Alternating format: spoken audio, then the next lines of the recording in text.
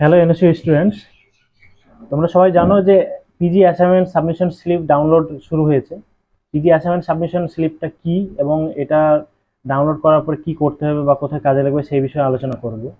PG assignment স্লিপটা হচ্ছে অনেকটা পিজি যে ফাইনাল এক্সামের যে অ্যাডমিট সেরকমই। এটা ডাউনলোড করে রেখে দিতে হবে, কোথাও প্রিন্ট করে জমা দিতে হবে না। এটা এই কারণে, কারণ এরপরে কিন্তু অ্যাসাইনমেন্ট তোমাদের শুরু হবে। অ্যাসাইনমেন্ট শুরু হওয়ার আগে যেহেতু অ্যাসাইনমেন্ট কি কি পেপারে সাবমিশন করতে হবে সেটা অনেকে জানা থাকে না, তার জন্য এই অ্যাসাইনমেন্ট সাবমিশন স্লিপটা ডাউনলোড করতে বলা হয়।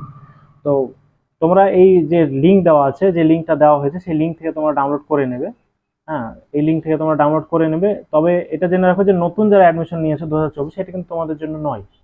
আচ্ছা, অ্যাডমিশন সাবমিশন স্লিপের অনেকের অলরেডি সাবমিটেড দেখাচ্ছে, আবার অনেকে অ্যাসাইনমেন্ট স্লিপটা নীল দেখাচ্ছে। এইগুলো কি বিষয় সেটা নিয়ে আলোচনা করছি।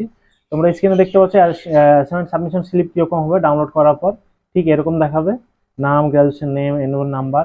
এইখানে গিয়ে দেখে নাও যে এই জায়গাটা একটা জিনিস দেখিয়ে দিচ্ছি যে paper to be submitted already সব। এই যে অপশনগুলো, যদি 2 মিনিট সাবমিট করতে হয় তাহলে সেই পেপারগুলো দিতে হবে। অলরেডি সাবমিটেড যদি লেখা দেখায় তার মানে এগুলো সাবমিট করা আছে, দিতে হবে না।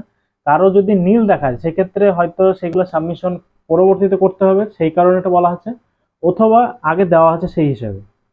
তো তোমাদের যদি কোনো প্রয়োজন হয় আমাদের সরাসরি ডেসক্রিপশনে হোয়াটসঅ্যাপ নাম্বার দেওয়া থাকছে, হোয়াটসঅ্যাপ লিঙ্ক বা কল করে নিতে পারবে, হোয়াটসঅ্যাপ করতে পারবে। এছাড়া আমরা অ্যাসাইনমেন্টের বুকিং নিচ্ছি, যদি কেউ অ্যাসাইনমেন্টে অ্যান্সার নিতে চাও যোগাযোগ করতে পারো।